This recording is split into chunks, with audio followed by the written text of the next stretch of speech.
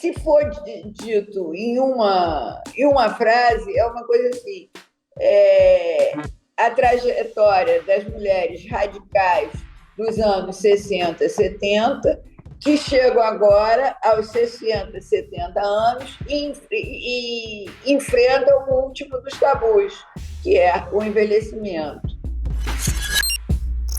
Elas anteciparam, de alguma maneira, o jeito contemporâneo de viver, no sentido de que viajaram, moraram em vários países, tiveram várias profissões, tiveram que se reinventar várias vezes, tiveram filhos ou rejeitaram a maternidade, viveram a revolução sexual. Eu estou falando especialmente dessas 8 mulheres, que todas, por caminhos diferentes, com trajetórias diferentes, se encontram em Paris por volta do começo dos 70.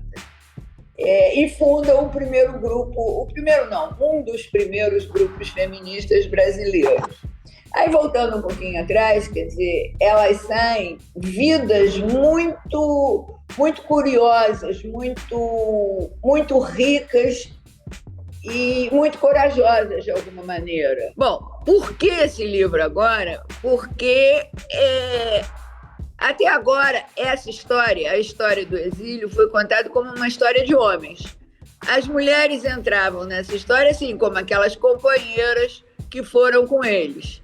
Quando voltamos todos e todas, eles voltaram como heróis e elas como loucas, quase putas. Então, por incrível que pareça, é uma história que foi contada e recontada por homens, mas jamais por mulheres. E em Paris acontecia o seguinte: o movimento 68 já tinha sido derrotado, né? O De Gaulle assumiu e acalmou o país, digamos, mas o mundo tinha mudado para sempre. E depois que os homens voltaram a trabalhar, voltaram para as escolas, não sei o quê, foram as mulheres que foram para as ruas. E aí, o primeiro ato delas foi uma coisa que eu acho maravilhosa, que foi no 8 de maio, elas depositaram uma coroa de flores no Arco do Triunfo e diziam: muito mais desconhecido que o soldado desconhecido é a mulher do soldado desconhecido. As pautas daquela época não são muito diferentes das pautas de hoje. Por exemplo, a defesa do aborto continua a mesma coisa. Continua e está ameaçado os 3 casos em que é livre, né? Quer dizer, meu corpo me pertence, era uma palavra de ordem daquela época e continua sendo uma palavra de ordem hoje.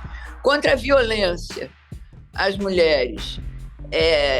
Quer dizer, a violência não aumentou, talvez esteja mais visível hoje, mas não é?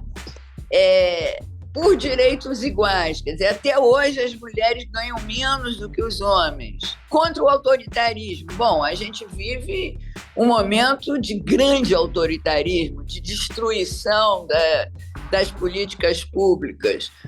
Bom, a favor da inclusão social, a favor da diversidade. Era lá e continua sendo agora, né? Eu acho que uma das importâncias desse livro é resgatar a memória de um tempo, no sentido de que memória é resistência, né?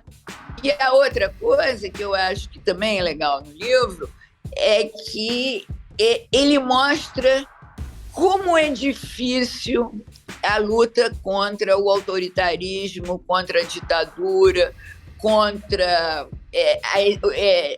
a exceção, né? Quer dizer, medidas de exceção e tal, que a gente está vivendo agora, né? Está vivendo esse momento agora. A Simone de Beauvoir é que diz isso, né? Essa coisa de que o último dos preconceitos é o da velhice. E é mesmo, de alguma maneira você entra na vala geral, né?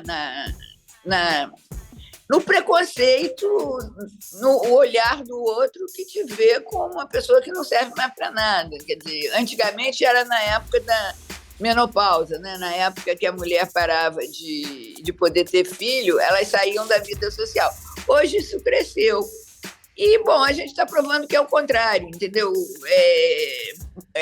Mulheres mais velhas devem ser recatadas, devem ser dóceis, devem ser... A gente acha o contrário. Tanto é que o grupo feminista que a gente criou agora chama Peitamos.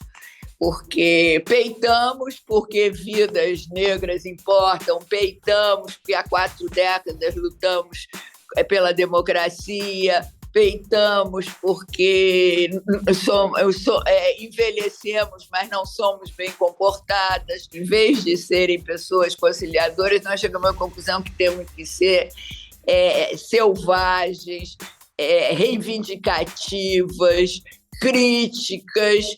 Temos direito a continuar brigando pelo que a gente acha, sempre achou. Quer dizer, a gente não pode esquecer agora como fomos construídos. E uma das palavras de ordem é: os sonhos não envelhecem.